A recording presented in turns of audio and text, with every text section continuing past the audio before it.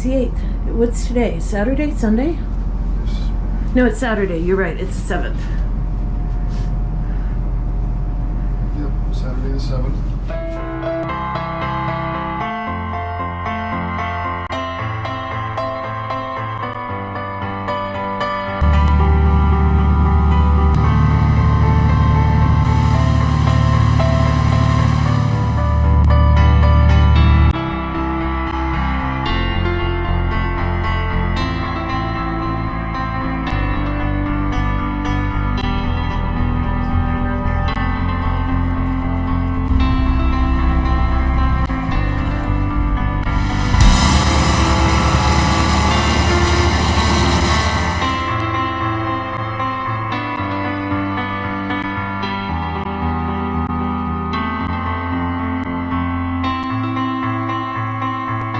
We're heading into Prince Rupert today. Nice sunny day. We're gonna try something different. We're gonna try anchoring in Russell Arm. See what that's like. All those houses looking down in the water. Russell Arm is on the north side of Prince Rupert Harbor. Prince Rupert is over here, and Russell Arm is over here. Here we are coming into Russell Arm. It's about 36 feet deep, and it offers protection except for strong southerlies. And here's our beautiful boat anchored in Russell Arm. Eric's getting out more tequila. Woohoo! We are gonna head over to Coastal Raven for dinner tonight. Meanwhile, we are just taking a minute to enjoy the view and have a margarita on Cinco de Mayo. It's a busy day. Yeah, it's a needed break. We were fishing earlier today, and we caught some, which creates work. And we are up and going again. It's early, but we are up and going because of the tide. We want to use the tide to assist us instead of fight it. Today we are gonna try going through Venn Passage. We haven't done that before. It's supposed to cut off some time. It's a little scary, but it should be doable. In the past, we have gone around Digby Island to get to and from Prince Rupert. Today we're going to try the shorter route, Venn Passage. It should cut off about 12 miles, which for us is about 2 hours of travel. We've known about this passage and we've been wanting to try it. We've been a little hesitant because the depth gets down to 10 feet in some places. We've also been told not to totally trust the buoys because they could be moved if they get hit by a towboat. So in addition to using the buoys for navigation, you want to use your charts. And we are off. Are you nervous about this? A little bit. It's kind of shallow, I read. Are we going high tide or low tide? It's high tide. Today's the 7th. Today's the 7th. It's high tide. 5:50. No, it's the 8th. What's today? Saturday? Sunday? Yes. No, it's Saturday. You're right. It's the 7th. Yep, Saturday the 7th. High tide is at 17-foot tide at 5:50 a.m. Just 10 minutes from now. Okay.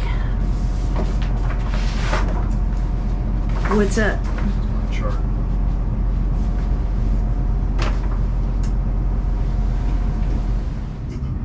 Well, at least it's light this time. In September 21, we came into Prince Rupert in the dark. And we are leaving Prince Rupert, Canada. We didn't even go to shore this time. We've seen it before. I would have liked to seen Kevin again, but we didn't need any provisioning. We're pretty self-sufficient on the boat, so we just didn't go to shore. Coastal Raven is following us out. I guess we're gonna go first and see if we make it before they get there. Look at the pretty mountains.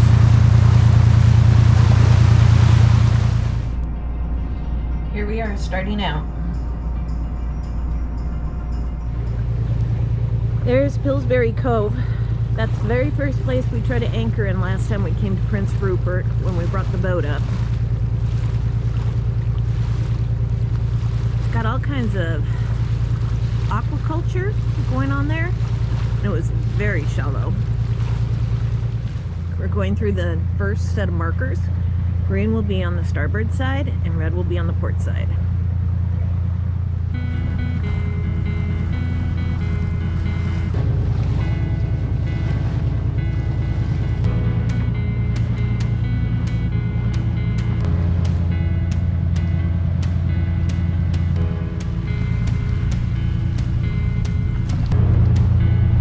We'll be going around these markers the whole way through. They tell us to look at them but not totally rely on them because they can move.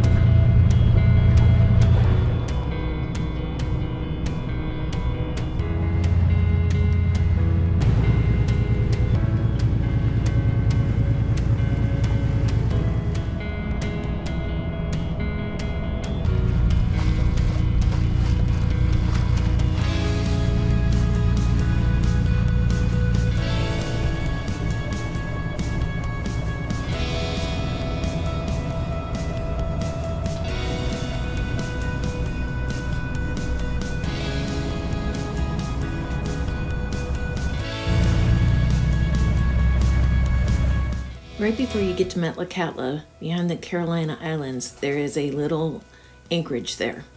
We think it might be even better than Russell Arm.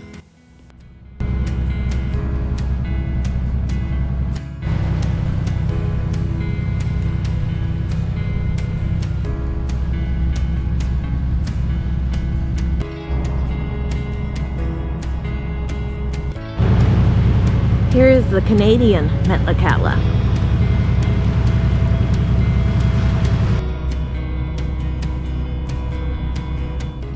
We're at 54 feet, 55 feet. What's the shallowest you've seen? 20, I think. It's not been bad. That's not bad.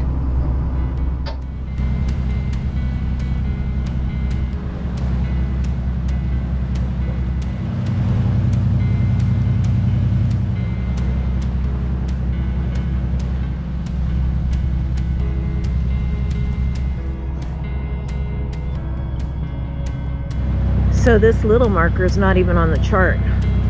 So Eric took a quick turn around that, leaving that marker on the starboard side. Do you think that was that rock? No, I think it's a weather buoy. Oh, weather buoy?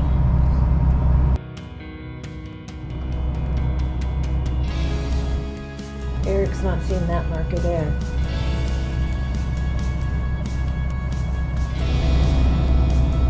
Way through, what was that place next to Kupernoff Island?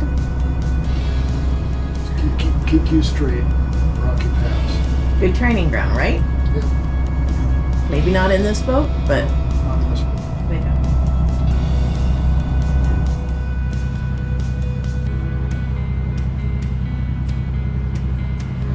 look at how pretty it is.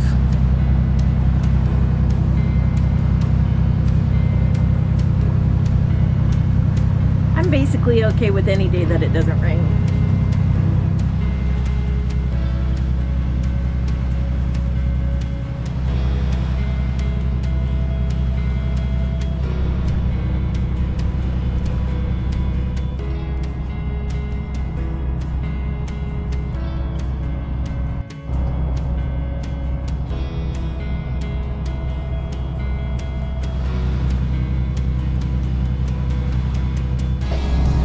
That's the red one we just saw. And we're gonna go around that green one and then around that green one.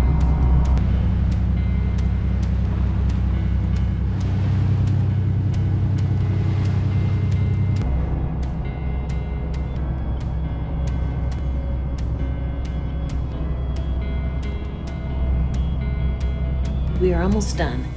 Here we are, and there is Chatham Sound. And here are the last two markers. You see the green red.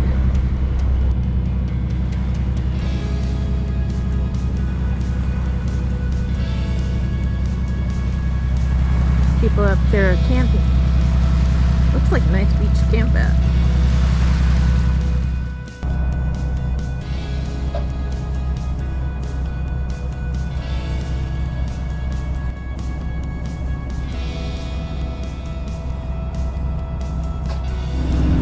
Well, they're going a little faster than us. Looks like they're going fishing too.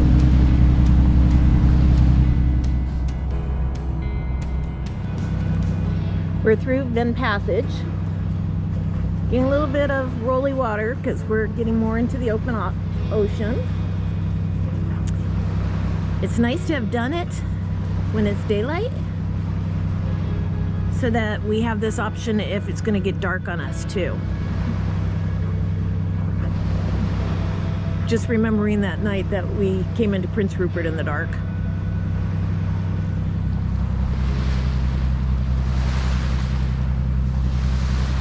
Look at this pretty day. We are crossing Dixon Entrance today. We should be in Alaska by evening.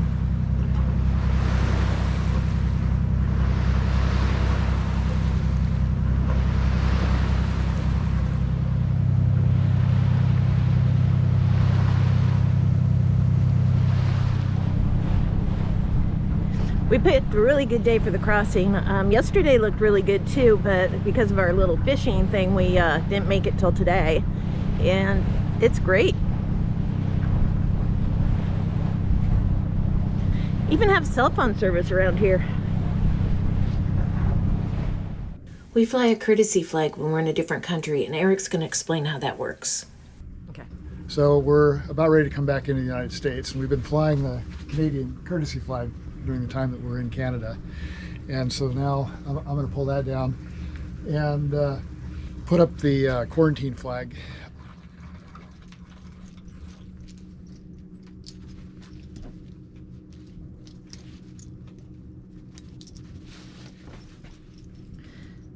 So the yellow flag tells them that we have left one country and we are in the next country, but we have not cleared customs. Is that right? That's correct.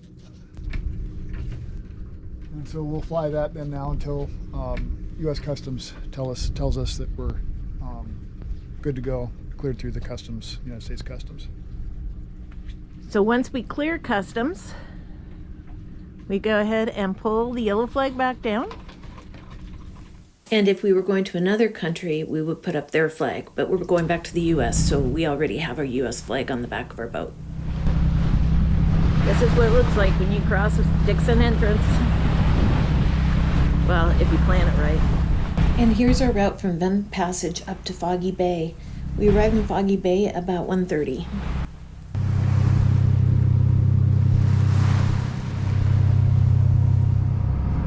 We're planning on anchoring in Foggy Bay tonight. We haven't ever anchored here before. We know that there's an Inner Foggy Bay that we're supposed to anchor in. We're a little nervous about going through there, so we're gonna go check it out and see what we decide to do. You can see that little place there that you can anchor. Here's the route that you take to get to Inner Foggy Bay. Even at low tide, we got in there. We used this time to go ahead and call into U.S. Customs, and we got clearance to go ahead and anchor in Foggy Bay. Once we entered the inner harbor of Foggy Bay, we didn't have good cell service, so it's a good thing we did it before we got in there. We're coming up on Foggy Bay. And we're greeted by whales.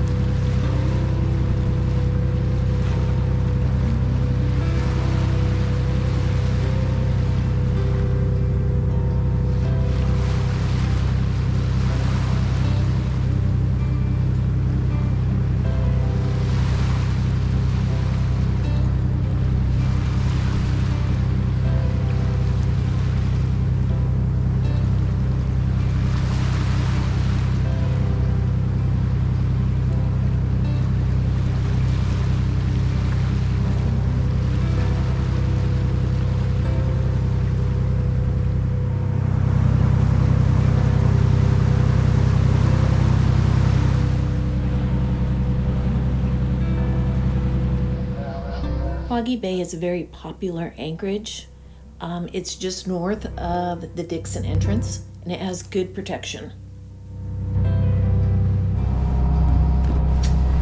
So these rocks here Are right there. We haven't anchored here before, and it's a little scary because all of the books say to watch out for rocks and use extreme caution. So this is the big part of Foggy Bay that you see on the chart, and it doesn't feel protected at all.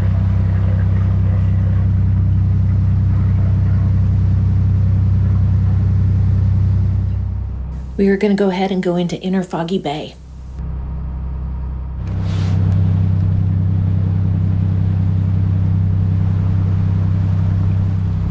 There's supposed to be a rock like right in here, and so I'm going to be going out onto the bow to keep a lookout for it with our headsets on.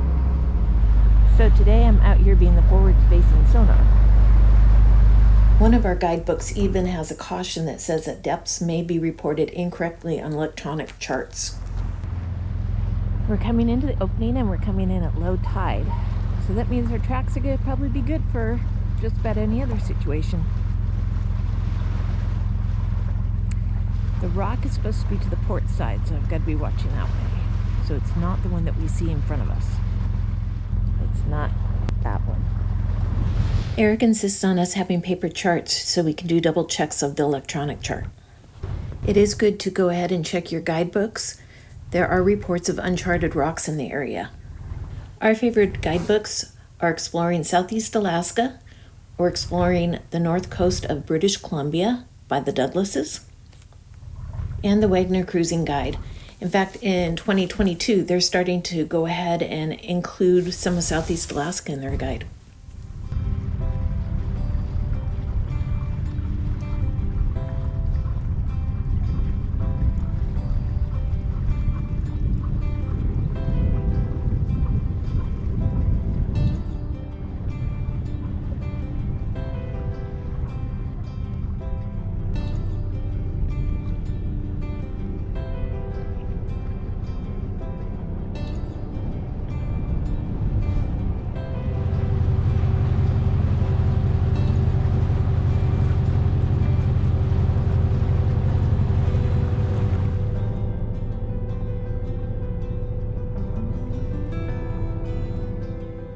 And we made it to Alaska and to the inside harbor of Foggy Bay.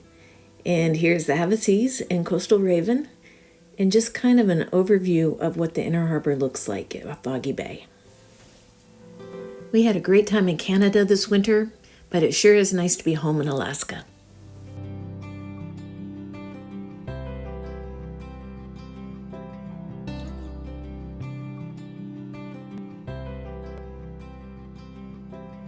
If you're enjoying these videos, please hit like, and if you want to follow us through Alaska this summer, please subscribe to our channel.